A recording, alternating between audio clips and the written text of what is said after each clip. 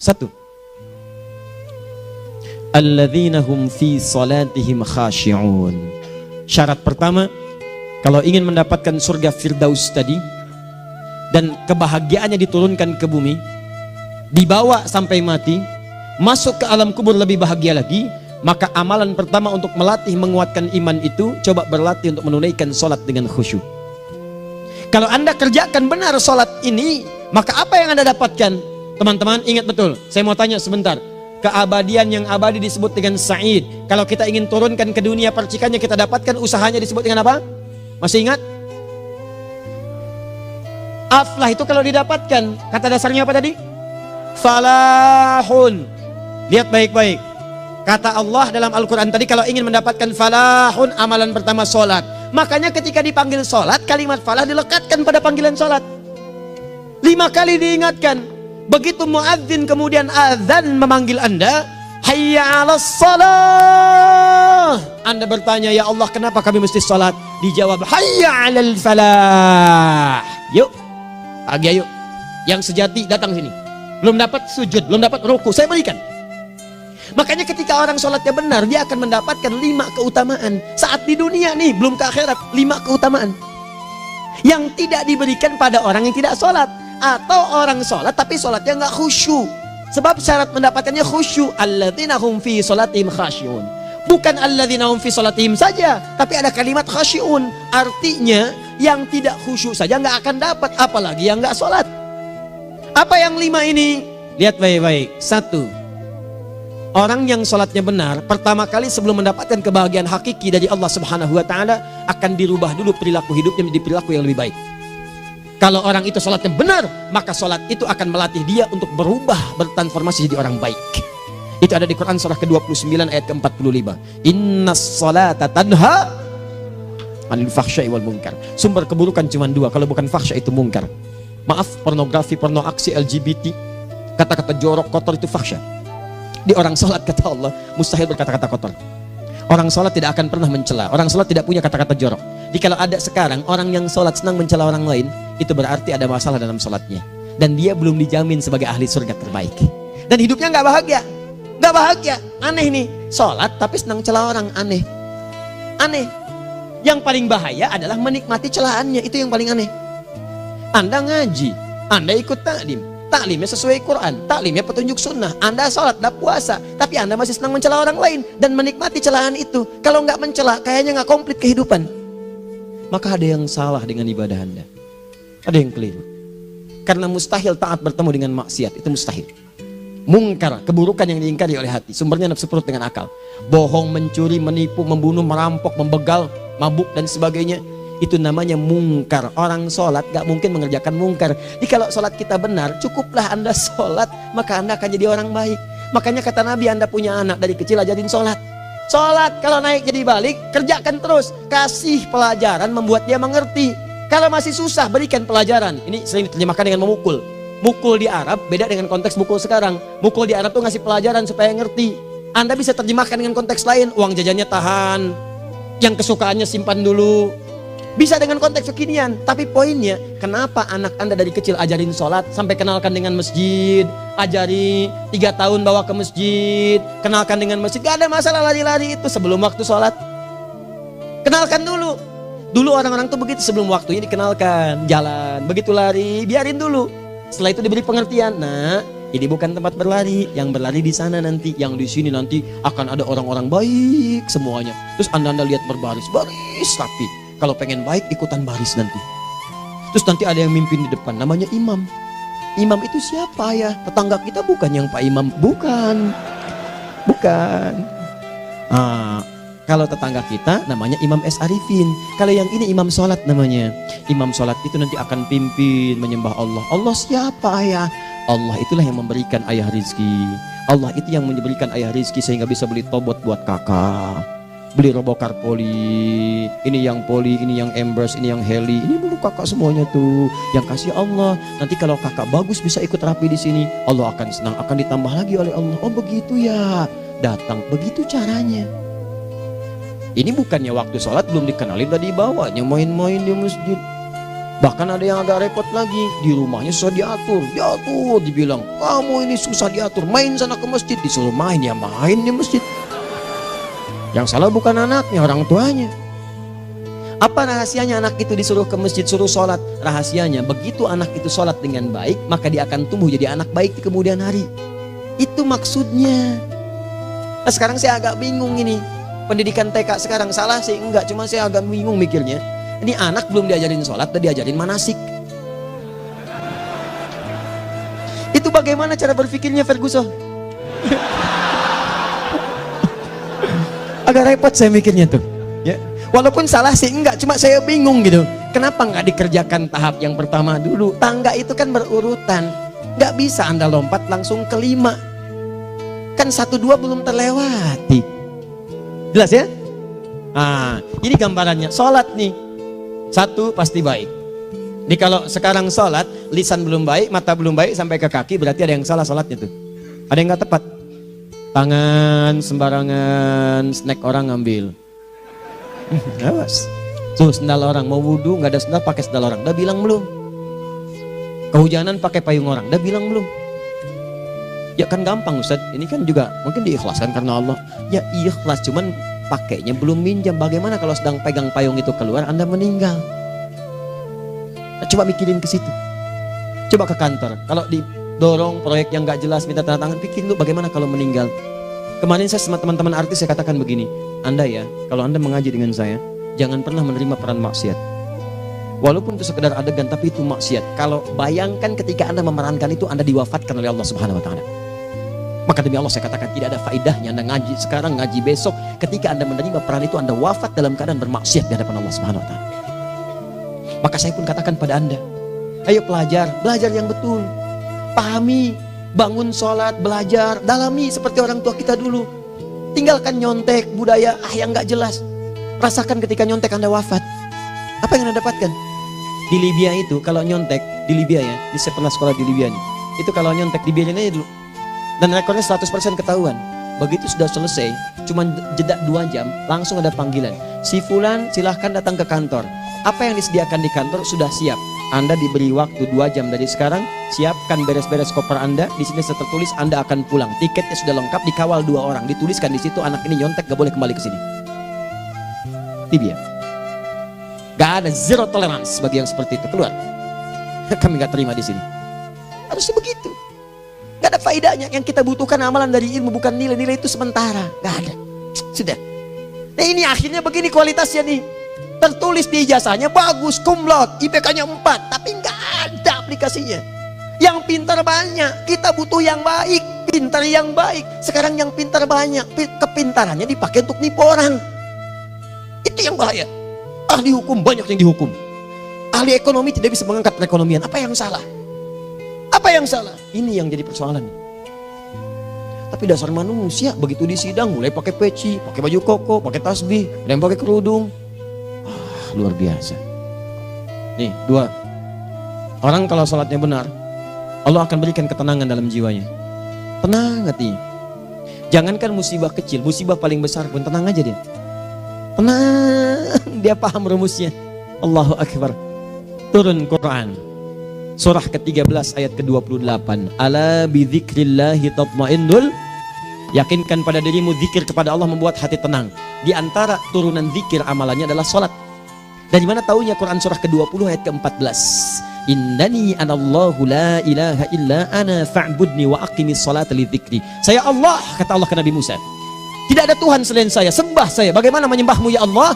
Tunaikan salat sebagai zikir kepada saya, zikir. Nah, maka kalau Anda sedang tidak tenang, ayo ke masjid. Banyak zikir itu, baca Quran zikir.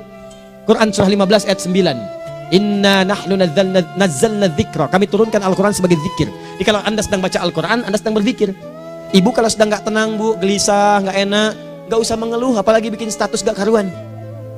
Ibu wudhu, ambil mushaf baca. Begitu sedang baca ada ketenangan dalam jiwa. Berdoa, zikir. Kalau sedang gak tenang besok ada proyek, doa dulu. Doa itu memberikan ketenangan. Makanya doa disebut dengan zikir. Quran surah ke-7 ayat 205. Wadhkur rabbaka fi nafsika tadarruan wa khifatan wa dunal jahri minal qaul. Ayo berzikir, minta kepada Allah dengan segenap jiwamu, mohon dengan penuh ketawaduan. nanti ketenangan diberikan. Menghafal Quran, baca itu zikir. Quran surah ke-54 ayat 17, 22, 32, 40. Walaqad yassarnal Qur'ana lidzikri fahal mim muddakir. Menyebut nama Allah, Al-Asmaul Husna itu zikir. Sedang ada persoalan, ya Allah, ya Allah, ya Allah, ya Rahman, ya Rahim, ya Malik, ya Qudus, ya Allah, ya Allah, ya Allah, ya Allah. Zikir. Dalilnya Quran surah kedua ayat 152. Fadhkuruni azkurkum. Sebut namaku, zikir. Apapun akan mengingatmu. Gimana menyebutnya? Ditafsir di Quran surah 17. Ayat keberapa? 110. Qulid Allah awid Rahman ayyamma tad'u falahul asmaul husna. Sebut nama Allah. Itu menenteramkan pada jiwa. Sedangkan sholat gabungan dari semua zikir tadi. Bukankah dalam sholat Anda baca Al-Quran? Bukankah dalam sholat Anda menghafal Al-Quran? Bukankah dalam sholat Anda berdoa? Bukankah dalam sholat Anda istighfar? Anda mohon digabungkan semua itu. Amalan sholat menggabungkan semua jenis zikir. Masa Anda nggak tenang juga? Makanya sholat, jangankan sholat ya, tempat sholat itu yang menenangkan. Tempat sholat, tempat paling tenang di muka bumi. Kalau nggak percaya silahkan ya, Anda sebelum masuk ke Istiqomah ini, begitu Anda masuk kan perasaannya beda kan? Lain. Silahkan cek, kalau cari ketenangan datang ke masjid. Masuk, wudhu masuk, sholat 2 rakaat tenang. Dekat kipas angin, saking tenangnya plek ngantuk tidur. Beneran, enak. Makanya saat Ramadan kalau orang pengen cari ketenangan, lihat di perusahaan-perusahaan penuh tuh musola pada tidur. Ya, mengamalkan hadis palsu. Ya, dia musoim ibadah, tidurnya orang puasa ibadah, hadis palsu. Nah, itu teman-teman. Itu gambarannya tiga. Orang yang salatnya khusyuk benar, itu dijamin langsung oleh Allah Subhanahu wa Ta'ala akan dimudahkan semua urusan hidupnya termasuk rezekinya. Ini yang saya katakan. Jadi saya katakan tadi, di akhirat ini, di surga, rezeki tinggal ngambil. Anda kalau benar sholatnya, itu langsung dijanjikan oleh Allah. Rezeki itu nggak perlu Anda banyak pikirkan. Ikhtiar sedikit, datang. Bahkan dari sisi yang tidak Anda duga. Apa dalilnya? Quran surah ke-65 ayat 2 dan 3. Ditafsir di Al-Baqarah ayat 2 dan 3. Wa may yattaqillaha yaj'al lahu makhraja. Ada orang yang meningkatkan takwanya kepada Allah, kami mudahkan urusan hidupnya. Setiap persoalannya diberikan jalan keluar, mudah. Solusi. Setiap ada problematika, ada solusi. Wa yarzuqhu min haitsu la yahtasib. Dan kalau dia ingin mendapatkan rezeki, bahkan kami kirimkan dari sisi yang tidak dia duga. Orang lain capek ini datang lagi, tawaran proyek datang lagi. Utsman tuh Masya Allah, kayanya banyak. Tapi yang paling dirindukan bukan saat mendapatkan peningkatan omsetnya, yaitu saat dia mendapatkan waktu khusus dengan Allah untuk sholat. Malam hari sampai-sampainya sempat sholat tahajud sampai khatam Al-Quran. Abdurrahman bin Auf demikian, Tamim Ad-Dari demikian. Sholat karena tahu sholat itu meningkatkan rizki. Karena tahu kuncinya ada di situ, Allah yang punya rizki. Disebut dengan Razak, pemilik rizki. Maka saya harus punya hubungan dekat dengan Allah. Kalau sudah punya hubungan dekat, mau apa aja gampang. Belum minta, udah diperhatikan. Silahkan cek, Anda punya hubungan baik dengan bos Anda di kantor. Sebelum Anda minta, beliau udah pikirin tuh. Telepon bendahara. Dia udah ngambil belum gajinya? Belum Pak, tambahkan bonus sekian. Kenapa? Karena dia mengawasi Anda. Allah maha tahu dibandingkan dengan bos Anda. Mendekat kepada Allah, semua diperhatikan oleh Allah. Siapa orang takwa itu? Kalimat takwa pertama di Al-Quran Al-Baqarah ayat 2, amalannya ayat 3. Dzalikal kitabu la raiba fihi hudal lil. Siapa mutakin itu ayat 3-nya? Alladzina yu'minuna bil ghaib wa yuqimunas shalah. Di gampang, kalau pengen mudah hidupnya gampang.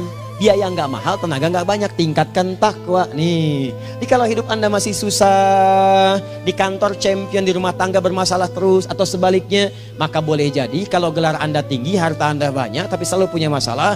Bukan Anda kurang hebat, bukan Anda kurang kedudukan, bukan Anda kurang kaya, Anda kurang takwa. Dan yang paling dahsyat, mungkin sholat Anda belum berkualitas. 4. Orang yang sholatnya benar, khusyuk dia. Bahkan saat sholat itu kalau dia minta, maka seketika doanya akan dikabulkan.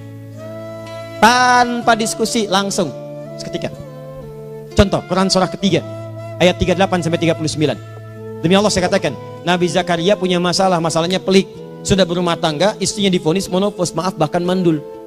Gak mungkin punya keturunan. Maka apa yang beliau kerjakan? Secara singkat beliau sholat. Begitu sholat minta kepada Allah. Hunalika da'a Zakaria rabbah. Di mihrab itu beliau bermohon kepada Allah. Bermohonnya sambil sholat. Qala rabbi habli min ladunka dzurriyyatan thayyibah innaka sami'ud du'a. Ya Allah, mereka katakan saya nggak mungkin punya keturunan. Sekarang saya ingin katakan, ya Allah, saya hanya minta darimu saja, saya nggak akan dengarkan mereka. Ya Allah, mohon Engkau maha mendengar, ya Allah. Maha mendengar doa saya. Kalau kepada yang maha mendengar aja nggak mengabulkan, kepada siapa lagi saya mesti minta? Apa yang terjadi? Fanadatul malaikatu wa huwa qa'imun yusolli fil mihrab. turun malaikat mengabarkan, sedangkan beliau masih sholat, belum selesai dalam sholatnya. Sholat khusyuk itu belum selesai sholat aja dikabulkan, doa sudah turun. Sholatnya belum selesai, doa sudah dikabulkan.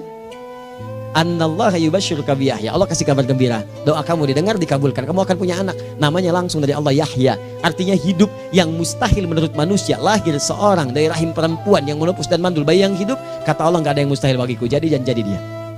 Berita baiknya, Nabi Zakaria sholat dikabulkan. Umat Nabi Muhammad sebelum sholat sudah ditunggu oleh Allah, mau minta apa aku kabulkan sekarang. Hadisnya qudsi, saya bacakan. Hadatsana qala Rasulullah sallallahu alaihi wasallam, qala Allahu azza wa jalla, qasamtu shalah baini wa baina abdi. Kata Allah, saya bagi dua ya salat antara aku dengan hambaku. Wali abdi ma sa'ala. Kalau hambaku benar salatnya, aku berikan apapun yang dia minta sekarang. Idza qala al-abdu alhamdulillahi rabbil alamin. Bagian pertama, kalau hamba benar dibaca Al-Fatihahnya dari alhamdulillahi rabbil alamin, kalau Allah azza wa jalla dijawab oleh Allah, hamadani abdi, hambaku sedang memujiku. Wa idza qala ar-rahmanir rahim, jika hambaku berkata ar-rahmanir rahim, qala Allah azza wa jalla athna alayya abdi, hambaku sedang menyanjungku. Wa idza qala maliki yaumiddin, qala Allah azza wa jalla majjadani abdi, kalau hambaku mengatakan maliki yaumiddin, kata Allah hambaku sedang mengagungkanku. Perhatikan sekarang. Wa idza qala al-abdu iyyaka na'budu wa iyyaka nasta'in, jika hambaku berkata sekarang, ya Allah, kami sekarang ibadah, salat menyembahmu, dan kami sekarang sedang punya masalah, kami hanya minta tolong kepadamu ya Rabb. Apa jawabannya? Beda dengan sebelumnya. Kata Allah, hadza baini wa baina abdi, inilah perjanjian antara aku dengan hambaku. Wali abdi, kalau hambaku benar khusyuk salatnya sampai detik ini, baru sampai Al-Fatihah itu pun belum tuntas, baru sampai Al-Fatihah itu pun belum tuntas. Kalau benar bacaannya betul, salatnya dari takbir sampai dengan selesainya, sampai ayat itu iyyaka na'budu wa iyyaka nasta'in, kata Allah, masalah apapun yang dia minta sekarang aku akan kabulkan. Besok saya kasih rahasia yang di KBP. Ada awal pembuka di awal sebelum Al-Fatihah yang kalau Anda benar bacanya itu pengantar kepada pengabulan doa di Al-Fatihah. Apa itu? Besok. 5. Yang kelima ini yang paling diharapkan, dan ini penutup dalam kajian kita malam ini. Teman-teman sekalian, perhatikan baik-baik. Jika Anda benar mengerjakannya, maka Allah akan jamin langsung Anda akan mendapatkan kesuksesan dan kebahagiaan di semua aktivitas Anda. Kalau jadi suami, suami yang sukses, rumah tangga yang bahagia. Kalau jadi pegawai, pegawai yang sukses, dan di kantor bahagia. Masih ingat? Kesuksesan yang menghadirkan kebahagiaan, konteksnya dunia disebut dengan falah, dipegang disebut dengan aflah. Dikembalikan lagi ke atas, ke surah ke-23 ayat 1 dan 2. Qad aflahal mu'minun. Apa amalannya? Alladzina hum fi salatihim khashi'un. Persoalannya, kalau Anda salat belum mendapatkan satu di antara 5 ini, apa masalahnya? Pertama masalahnya, kata Al-Quran, boleh jadi yang salat itu belum khusyuk. Apa itu khusyuk? 2 maknanya, dan saya tutup di sini. Apa yang 2 itu? 1, kebanyakan orang salat masih membawa dunia dalam salatnya. Makanya kalau pengen khusyuk, kata Allah, maka Anda rasakan akan bertemu Allah. Rumusnya Quran surah kedua ayat 45 sampai 46. Rasakan secara singkat, mungkin itu sholat terakhir yang Anda akan kerjakan dalam kehidupan. Mungkin di sholat itu Anda wafat. Kata Allah, alladzina yadhunnuna annahum mulaqu rabbihim. Orang khusyuk itu sudah kelihatan dari sebelum sholat, dia sudah merasa persiapan menghadap Allah. Persiapan ke manusia aja, dia sudah siap-siap, mandi dulu, ganti pakaian, pakai parfum, macam-macam dan sebagainya, hanya memenuhi undangan manusia. Allah mengundang Anda 5 kali dalam sehari. Ya maaf, mengabulkan doa Anda, mencukupkan kebutuhan, menyembuhkan kalau sakit, disiapkan Anda. Harusnya apa? Penampilan sempurna. Kata Quran, orang khusyuk itu kelihatan sebelum sholat, pakaiannya kelihatan. Quran surah 7 ayat 31, ya bani Adam khudzu zinatakum inda kulli masjid. Hai anak cucu Adam, kalau tiba panggilan dari masjid, kenakan pakaian terbaikmu. Di anak cucu Adam tuh kelihatan. Kalau orang khusyuk begitu adzan kelihatan pakaiannya lain. Pakaiannya indah. Khudzu zinatakum, kenakan pakaian terbaikmu. Dipakai bertemu Allah. Bertemu manusia aja pakaian bagus-bagus. Ini aneh ya. Ada orang salah ibadah aja. Orang salah ibadah pakaiannya bagus-bagus. Lihat nih hari-hari tertentu besok tuh. Orang mau ke tempat masing-masing tuh. Ada yang pakai jas, pakai dasi, pakai batik, pakai kebaya. Anaknya dibawa, dikuncir 2, bawa manisan macam-macam. Mau salah ibadah aja, tampilan bagus. Masa antum yang benar ibadahnya nggak bagus? Bedakan. Pakaian futsal, pakaian sholat ganti dengan yang sholat. Ini gimana pakaian sholat pakai pakaian futsal? Depannya gambar Messi, belakang Ronaldo. Ah, repot. Malaikatnya juga bilang, kamu salah baju, harusnya Luka Modric.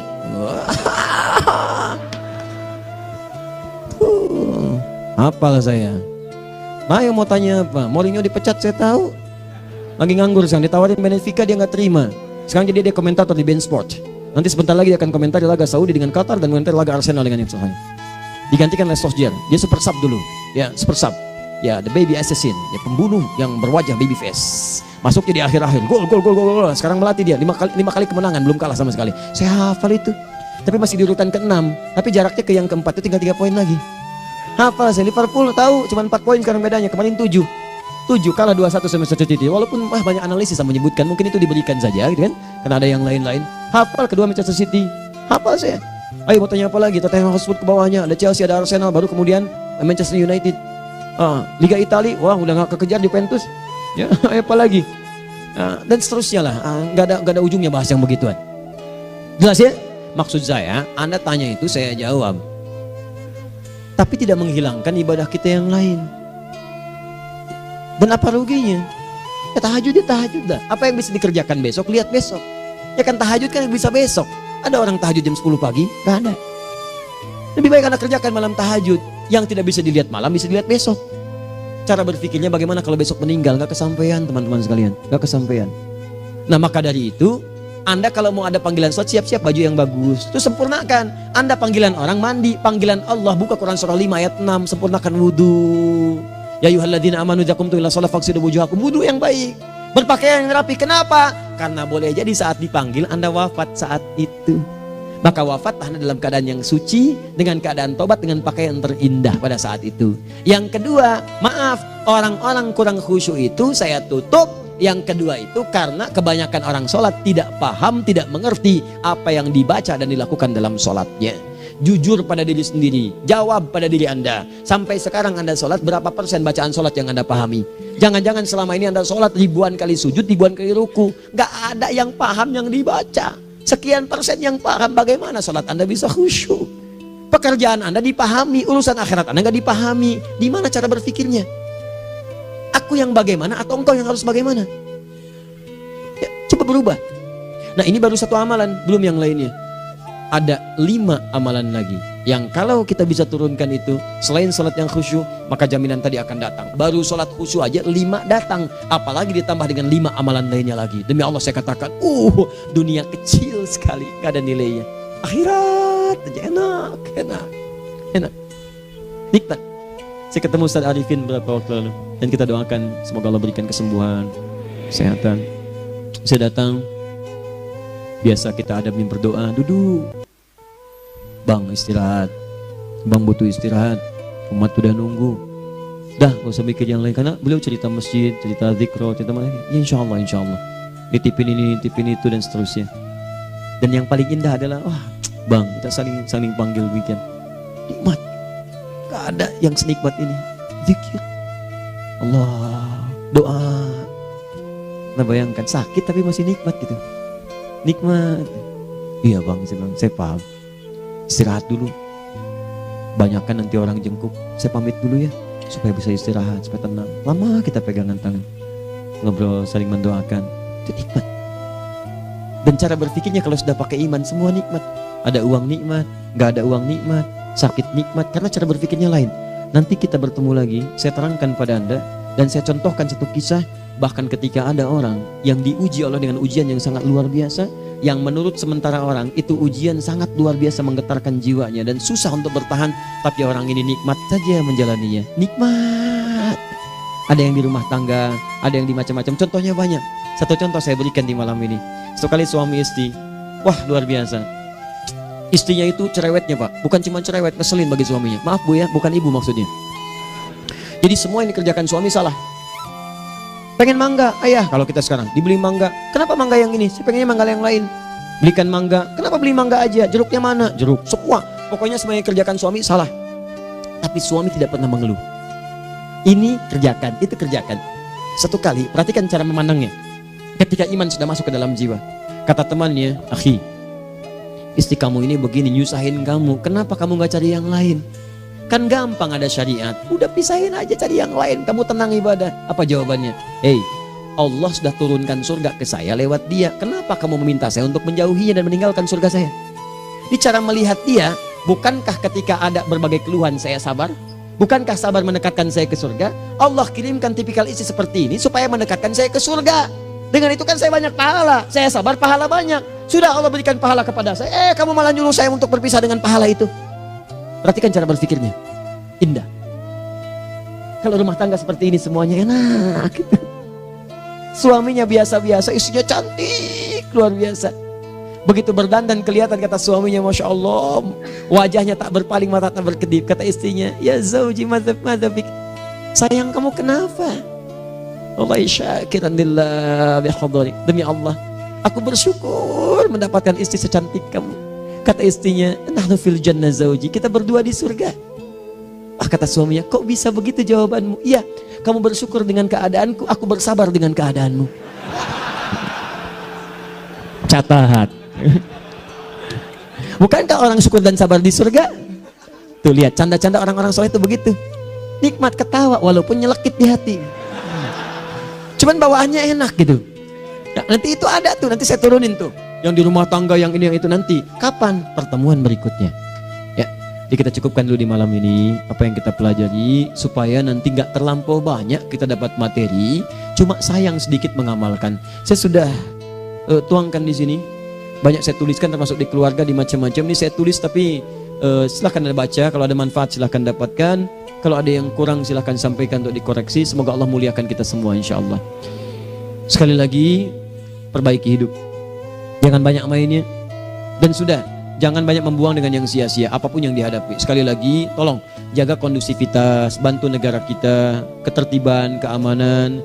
Kalau saya menyampaikan sesuatu ada singgungan dengan yang kekinian, itu maksudnya koreksi masukan-masukan supaya diperbaiki. Tapi tetap dalam urusan pemilihan kita punya pilihan masing-masing yang tidak boleh dipaksakan. Jelas ya? Baik, jadi ya saya sampaikan sekali lagi. Pertama, pilih mana? Anda dipaksa harus ikut, atau yang kedua, kita bebas memilih sesuai. Dah. Sudah ya. Jadi kita akhiri. Subhanakallahumma bihamdika asyhadu an la ilaha illa anta astaghfiruka wa atubu ilaik. Wa akhiru da'wan alhamdulillahirabbil alamin. Berjumpa besok sesi terakhir fikih ikhtilaf di Masjid Ar-Rahman Kota Baru Parahyangan. Assalamualaikum warahmatullahi wabarakatuh.